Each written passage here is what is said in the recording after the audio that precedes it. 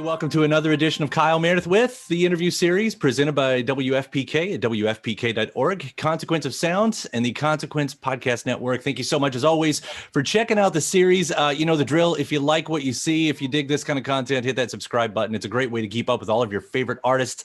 That includes Jon Batiste. He has quickly become, in the last several years, one of my favorite artists. And it's so good to see you again. How are you, Jon? Oh, I'm great. How you doing? Great to see you too, man. Yeah. I got to talk to you a little bit last year over the summer. You had just dropped a new single called We Are. It was during a very important moment in our country's history. And I'd sort of been wondering what was going to come from that. And now we're starting to hear more about it. You've got a full-length record on the way. And this is a big moment because this seems like this is you making a bit more of a statement musically, maybe than you ever have. I mean, that's kind of what I get from reading about it. Is that the case? I mean, I think it's more of myself than I've revealed to the public. I think I'm known for a few things, of course, that people have gravitated toward me for the joy, the music, the lineage, and all the music that I'm known for. But this record really encompasses a full range of my artistry in the sense of, you know, everything is there. Things that people don't know about me are there in terms of, you know, I'm on the record singing, rapping, chanting. I'm playing 12 instruments. There's like over 100 people collaborating with me on the record. You know, it's really a full panorama of my artistry. And I think that's a great thing because the world needs authentic artistry right now. Real, conscious, authentic, but accessible artistry. And this record just has that feel like when my mentors who I'm always inspired by, it's the first record that I feel like really kind of taps into what it was that they were doing. You know, like when I think about Stevie, when he was making all of the records that he made in that classic period and how it has so much of himself in it.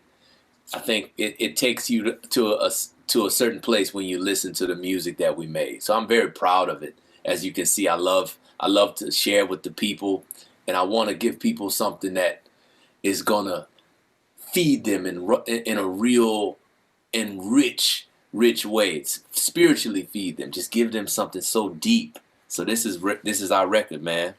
Yeah. Did you go into it like, you know, is that something that just happens naturally for you? Like you're starting to work on the record and this finally becomes a record that you want to make? Or did you actually go into it saying this has to be the statement? Oh, no, I didn't think about a statement. We made the blueprint of the record in 6 days. You know, we were in the dressing room at the Ed Sullivan Theater and in between taping The Late Show and doing music scores, writing a musical. You know, I was working on Soul at the time with the Disney Pixar. 6 days of around the clock in and out of my dressing room, creatives coming in and out of the dressing room, you know, food deliveries coming in and out of the dressing room. I had somebody cooking us some stuff, some homemade food coming in and out. You know, we had some pastries coming in and out. You just all hours.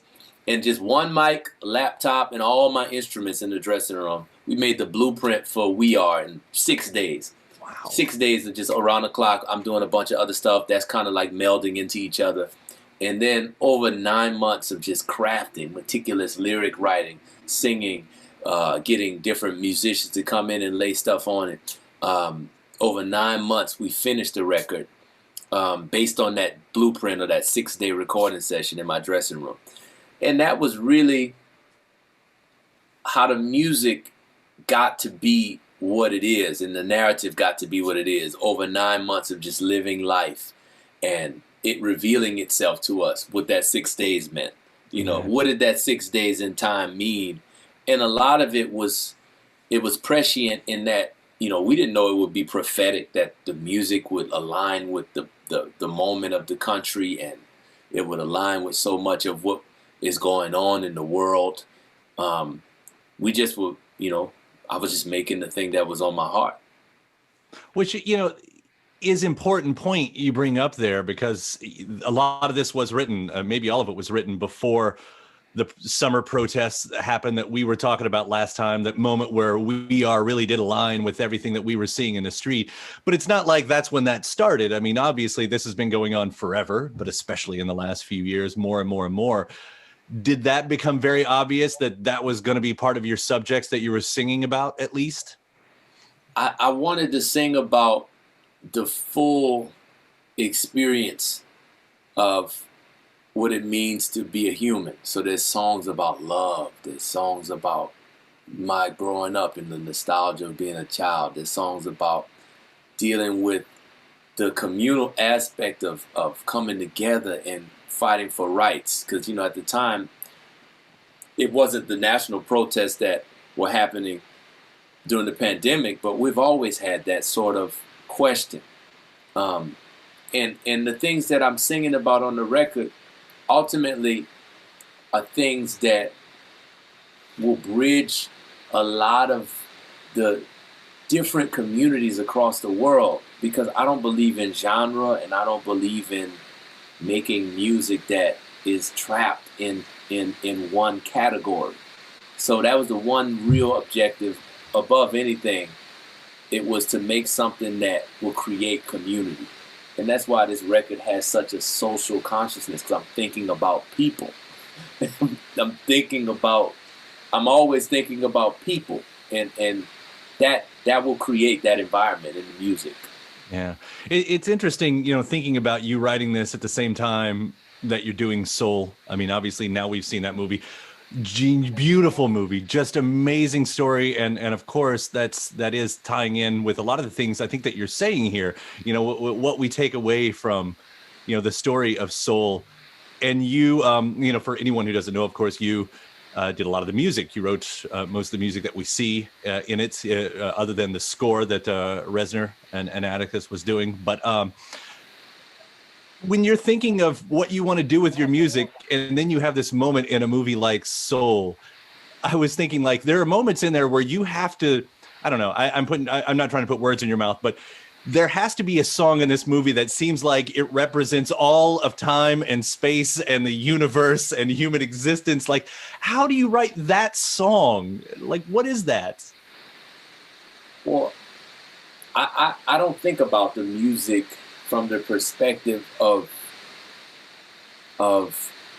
capturing all, but I think about the specific of the moment that the character is in, and how does he feel? How does the character in the film, Joe, at that moment where he's kind of capturing time and space, but how does he feel? And what does that feel like for me whenever I'm in the zone and I'm creating music and I feel like I'm tapped into God's divine source and the universe is all just clear to me. Like those feelings you get when you're in this euphoric state of creativity are so special and rare that you remember what they feel like. Mm-hmm. And what does that sound like? So it's about taking different chord structures, different harmony, different music that gives you that feeling, or that you listen to and you think that they probably felt like that when they were making it, and try to recreate that feeling and use all of this source material.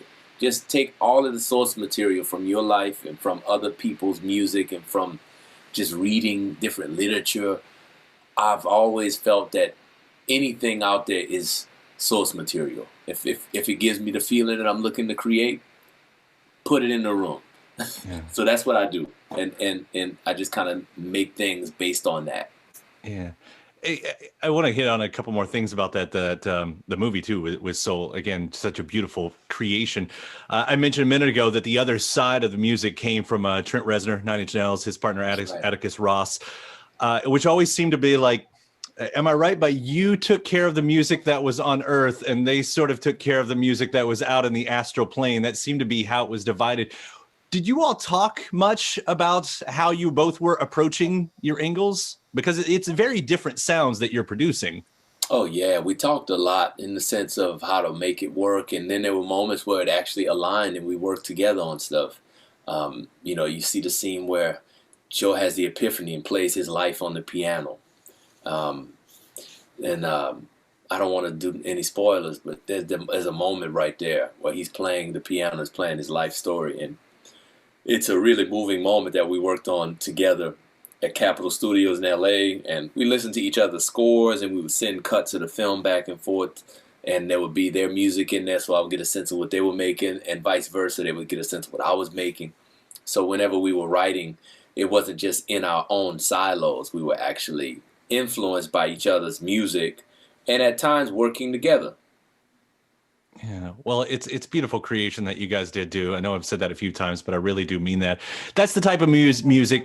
That's the type of movie that sends children into music.